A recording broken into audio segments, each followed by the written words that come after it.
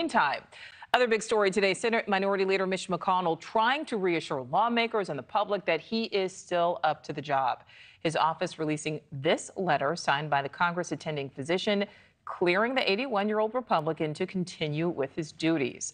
It follows some scary moments in Kentucky yesterday when McConnell froze for more than 30 seconds, seemingly unable to move or speak. Take a look. Running for re-election in 2026.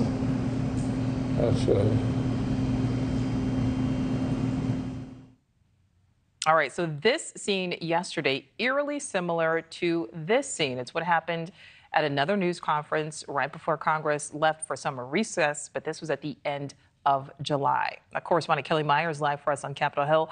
And Kelly, really both of these incidents are difficult to watch. They are, Nicole, and it's something that, you've been hearing about here on Capitol Hill over and over again, and the questions around his ability to do his job. But the attending physician here at the Capitol is saying that he is cleared to do his job and go forward as planned. They attribute this to what they call occasional lightheadedness that they say is due to his ongoing recovery from a concussion that he suffered after he tripped and fell at a Washington, D.C. hotel back in March. They also say this can be attributed to dehydration.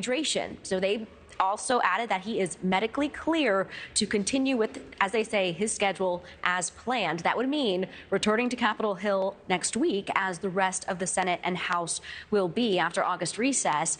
Those on both sides of the aisle have been wishing the senator well and standing behind him, including President Biden, who spoke just this afternoon after he talked with McConnell on the phone. Take a listen. It's not at all unusual to have the response that sometimes happens to Mitch when you've had a severe concussion. It's part of the recovery, and so I'm confident he's going to be back to his old self.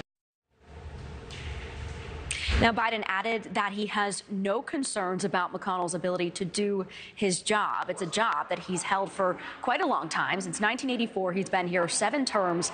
He's now 81 years old. He had another incident like this in July during a press conference here on Capitol Hill. Reports there was another fall at D.C.'s Reagan National Airport, and he fell and hit his head in March, as we said, and he was off the Hill for 6 weeks. There have been questions around his ability to remain in Republican leadership. Some members of his own party are calling for him to resign. Congresswoman Marjorie Taylor Greene saying that his staff and family members should, quote, be ashamed of themselves for allowing their loved ones to stay in office. She's also referring to those on the other side of the aisle, President Biden and California Senator Dianne Feinstein, who have faced questions over their age and or health in recent months. Now, we did hear from the office of the number 2 Republican here in the Senate, Senator John Thune. He also spoke with McConnell last night after that incident in Kentucky. He said that he was in good spirits and sounded well. Nicole. All right, Kelly Meyer live for us there in the Capitol. Thank you. Thank you for watching. Go to newsnationnow.com to find News Nation on your television provider. And don't forget to click the red subscribe button below to get more of News Nation's fact-driven, unbiased coverage.